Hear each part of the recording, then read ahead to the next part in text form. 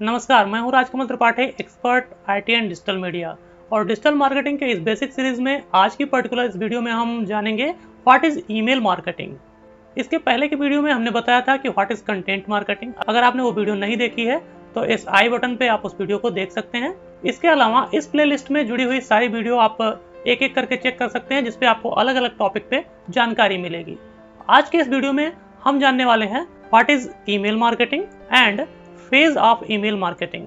Email marketing क्या है और कौन कौन से वो स्टेप्स हैं, कौन कौन से वो फेज हैं जहां पे हमें ईमेल मार्केटिंग करनी होती है।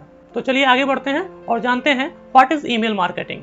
तो यहाँ पे आप एक डेफिनेशन देख रहे हैं, सिंपल सा डेफिनेशन लिखा हुआ है कि email marketing is a act of sending a commercial message typically to a group of people using email.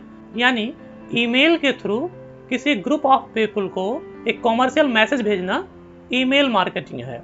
अब यहाँ पे हमने बात की कॉमर्शियल मैसेज। कॉमर्शियल मैसेज यानी बिजनेस के पर्पज से अगर हम किसी को ईमेल कर रहे हैं तो वो हमारे लिए कॉमर्शियल मैसेज है। ग्रुप ऑफ पीपल यानी किसी पर्टिकुलर एक आदमी को हम नहीं भेज रहे हैं, हमारे पास एक सेट ऑफ ऑडियंस है, कुछ लोगों के ईमेल आईडीज हैं जहाँ पे हमें उस ईमेल को शूट करना है, उस ईमेल को भेजना है। तो आज की डेट में आपने भी बहुत सारे लोगों को कहते सुना होगा कि 2020 में 2021 में ईमेल मार्केटिंग पूरी तरह से डेड हो चुका है और ये काम नहीं करता है। तो यहाँ पे एक बात आपको क्लियरली समझ लेनी चाहिए कि ईमेल मार्केटिंग उन लोगों के लिए काम नहीं करता है जो इसे मार्केटिंग की तरह यूज नहीं करते हैं, जो एक स्ट्रेटजी नहीं बनाते हैं और ईमेल मार्केटिंग को केवल ईमेल भेजना समझ लेते हैं, उनके लिए ये काम नहीं करता है। और जो लोग इसे ईमेल को मार्केटिंग की तरह लेते हैं, उसे एक स्ट्रेटेजिक प्लान बना के उसे मार्केटिंग करते हैं, उनके लिए आज भी काम करता है। तो यहाँ इस डेफिनेशन में हमने ये बताया कि ईमेल मार्केटिंग में हम किसी सेट ऑफ पीपल को, किसी ग्रुप ऑफ पीपल को ईमेल शूट करते हैं, ईमेल भेजते हैं। उस ग्रुप ऑफ पीपल में कौन से लोग होंगे, किनकी ईमेल होगी, वो हमारे स्ट्रेटजी का पार्ट होगा। हम उस ईमेल में, उस ईमेल टेम्पलेट में क्या लिखेंगे वो हमारी स्ट्रेटजी का पार्ट होगा। तो इस तरह से ईमेल करने के लिए जो हम स्ट्रेटजी बनाते हैं और उस ईमेल के थ्रू हम किसी कस्टमर को या किसी टारगेट ऑडियंस को उस एक्शन को लेने के लिए मोटिवेट करते हैं जो हम करवाना चाह रहे हैं, तो वो एक ईमेल मार्केटिंग है। नीचे मैंने 2 लाइन और लिख रखी है कि every email send to a potential or current customer could be consider email marketing. यानी हमारे जो पोटेंशियल कस्टमर हैं या जो करंट कस्टमर हैं, जो हमसे ऑलरेडी सामान ले रहे हैं, हमारी सर्विस या प्रोडक्ट को खरीद रहे हैं, उनको भी ईमेल करना ईमेल मार्केटिंग का हिस्सा है। यानी केवल एक नई लिस्ट पे हमें मेल शूट करना ईमेल मार्केटिंग नहीं है, बल्कि एक स्ट्रेटेजिक वे में, एक प्लान्ड वे में हमारे पोटेंशियल कस्टमर, हमारे नए लीड, हमारे कोल्ड लीड और साथ में जो हमारे कस्टमर हैं उनको अप्रोच करना, उनको वैल्यूएबल कंटेंट भेजना ताकि हम अपसेल और रीसेल कर सकें, ये एक ईमेल मार्केटिंग का पार्ट है। तो आज भी ईमेल मार्केटिंग उनके लिए काम करती है जो ईमेल मार्केटिंग को मार्केटिंग वे में करते हैं, एक स्ट्रेटेजिक प्लान के साथ करते हैं, जो हम आगे की स्लाइड में डिस्कस करने वाले हैं। उसके कई सारे फेज होते हैं, उन फेज को हम प्रॉपर वे में अगर फॉलो करते हैं तो ईमेल मार्केटिंग हमारे लिए काम करती है। तो चलिए आगे बढ़ते हैं और जानते हैं वो कौन से फेज हैं जिनको प्रॉपर फॉलो करके हम ईमेल मार्केटिंग कैंपेन चला सकते हैं। तो यहाँ पे हमने 5 अलग अलग फेज लिख रखे हैं, 5 अलग अलग पॉइंट्स लिख रखे हैं। आइए इसको डिस्कस करते हैं। तो मेरा पहला पॉइंट है गेट परमिशन। यानी आज की डेट में आप किसी को भी मेल नहीं भेज सकते हैं।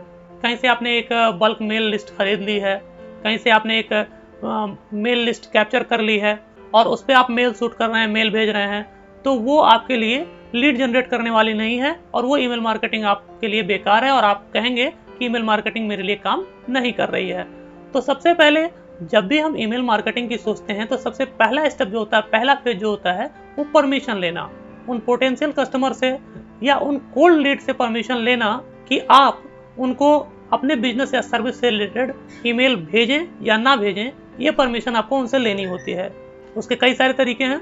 आप अपने वेबसाइट के विजिटर को अपना सब्सक्राइबर बना सकते हैं, वहाँ पे उन्हें अपनी ईमेल छोड़ने के लिए बोल सकते हैं। आपको जो कांटेक्ट कर रहे हैं उनको आप उनकी ईमेल लिस्टिंग आप कर सकते हैं, उनको प्रॉपर अपने पास रख सकते हैं और बाद में उन्हें ईमेल मार्केटिंग में यूज कर सकते हैं। इसके अलावा आपके पास वेबिनार है, आप ई बुक वगैरह भेज सकते हैं। तो कई सारे तरीके हैं जहाँ से आप ईमेल कैप्चर करते हैं और वो आपके कंटेंट या आपके सर्विस के लिए आए हुए लोग होते हैं ताकि वो आप में इंटरेस्ट रखें और आपके जो सर्विस है उसमें उनको रुचि हो, तभी आप उन्हें आगे ईमेल शूट करें और तभी उस पर कुछ आपको रिस्पॉन्स मिलने वाला है।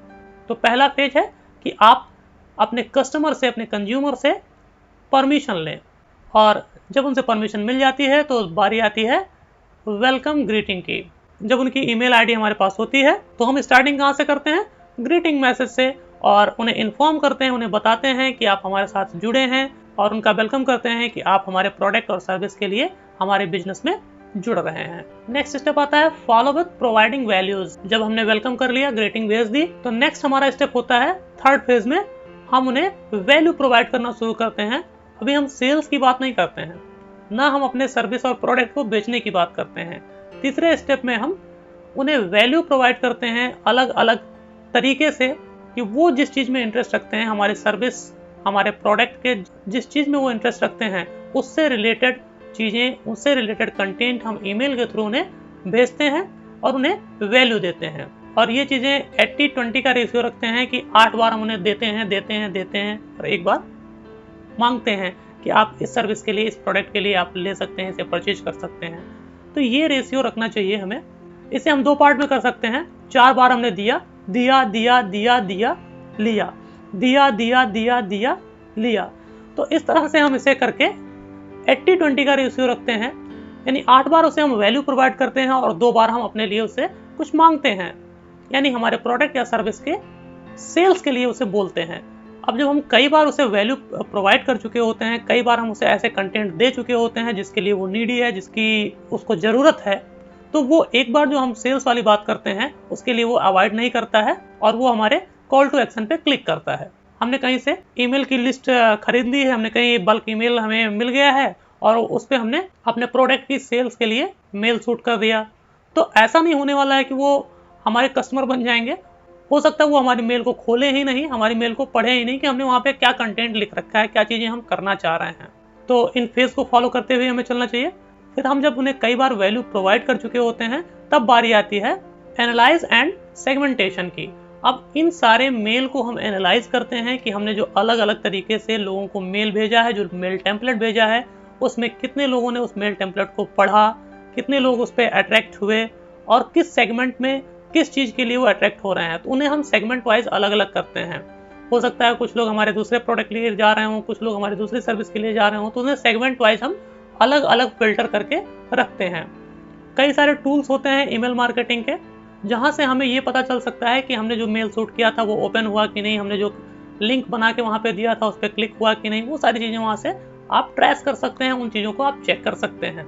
तो अब इसके बाद जब आप सेगमेंटेशन कर लेते हैं, वो सारी चीज़ें समझ लेते हैं कि आपका कस्टमर किस चीज़ के लिए इंटरेस्टेड है, तो उसी पिच को लेके, उसी प्रोडक्ट या सर्विस को लेके आप उसे फोर्स करते हैं एक्शन लेने के लिए। यानी आप अपने 5th फेज में पहुंच चुके होते हैं, force to take an action.